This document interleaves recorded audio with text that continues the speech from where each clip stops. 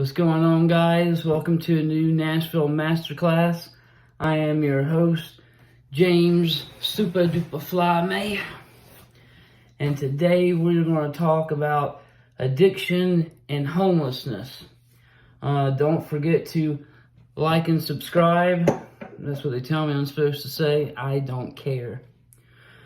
Around 800,000 people today are living homeless in America, and that's including inside shelters, living in their vehicles.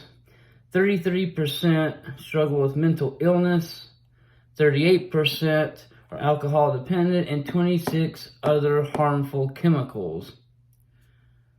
I guess just a myriad of different chemicals. Homeless,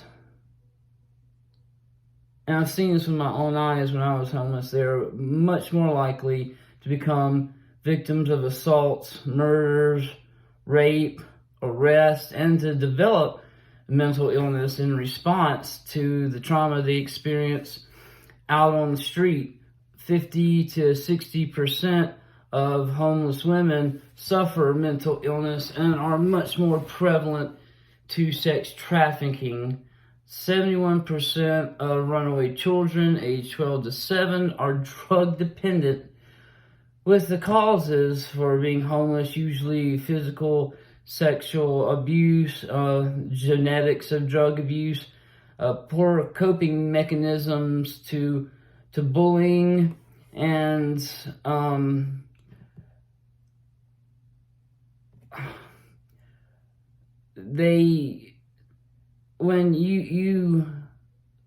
with children's brains are not fully developed, and when you traumatize them, they are much more likely to try to just run away from the problem because they have no other outlet. It's not like they can just move, or they know nothing else. So these children are going to run away, and they are going to become the victims of even more abuse, sex trafficking, drug abuse, murder, rape. It's a nasty situation that just makes itself worse. The LGBTQ community are at 120% higher risk of homelessness. And, adults, reasons for becoming homeless are abuse, addiction, born into homelessness. In an article I wrote my notes, lack of a good paying job, but I underscore that because, as we'll see as we go, it's not really the biggest. It can cause you to become homeless, but it's not going to cause you to stay homeless. Homelessness usually doesn't happen all of a sudden. It's usually a gradual thing that happens. You lose this, and then you lose that, and then this happens, and that happens. And it's a cascading domino effect. Now, I know people that have never been homeless will see these people on the street and say, why don't you go into a shelter? Most shelters are violent. The people that work there can become abusive from having to deal with drugs and violence every day. I mean, you have this group of people that are mentally ill, they're on drugs, they're scared, they're mad, and they've got nothing to lose. And I don't think these people go into the job thinking they're going to abuse people, but they become more and more jaded as the days go by. Most shelters that I've been to, you have to be out by 6 a.m. They don't really help with the problem of homelessness. And, you're still without a place to go during the day. So all it is a dangerous place with a lot of hoops you have to jump through to stay there. I know the shelter in Nashville, you have to go to church every single night.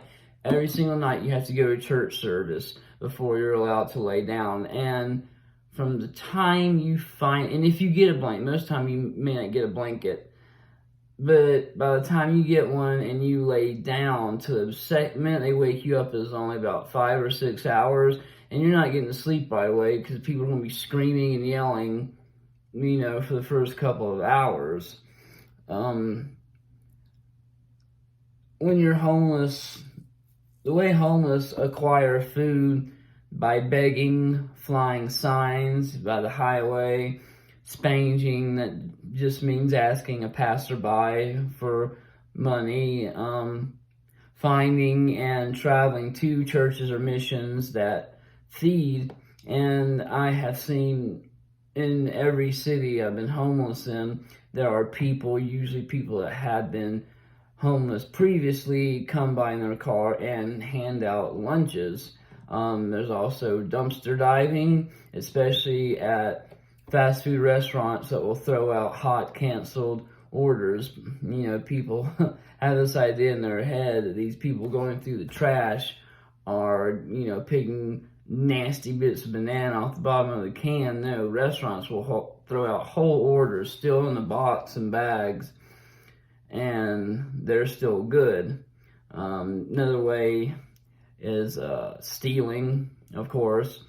Food stamp cards. It all depends on where you're at. In California, you can go get a food stamp card, and that day you got $200 on it. In Alabama, you are going to have to jump through hoops of fire to get a food stamp card.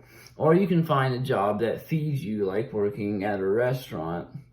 A favorite quip of idiots that would drive by when I would fly a sign, they would love to tell me to go find a job. Well, let's take a look at the things standing in a homeless person's way. I actually start writing my notes on the computer so I don't have to flip through pages anymore. Okay, you're going to have to imagine what it takes to get a job being homeless. You've got to find a way to bathe.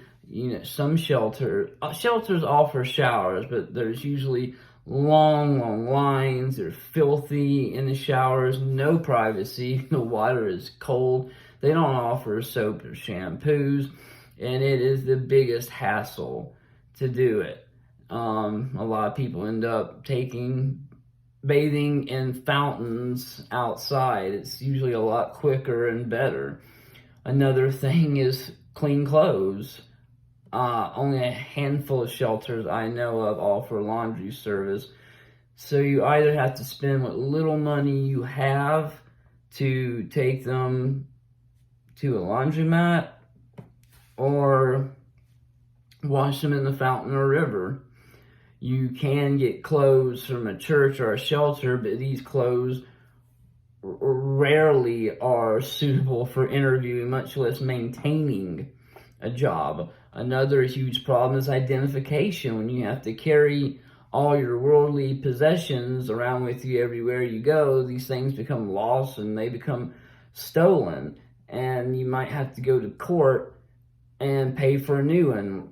Right there, that's a huge dilemma. And most homeless people don't have vehicles. Buses take money. Buses don't go every single place in the city.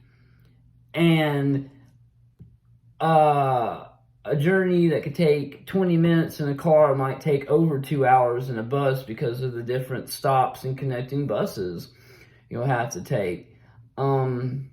And employers are often very hesitant to hire homeless for these very reasons. Another aspect we must look at is addiction in itself. How are you going to work all day while you're dope sick and wait for a week or two for a paycheck? most homeless addicts spend their entire day just trying to come up with the money to eat and get their drugs. It's very easy for someone who's never been in this condition to condemn the homeless. The resources for homelessness are very hard to come by and takes weeks of appointments and paperwork and travel.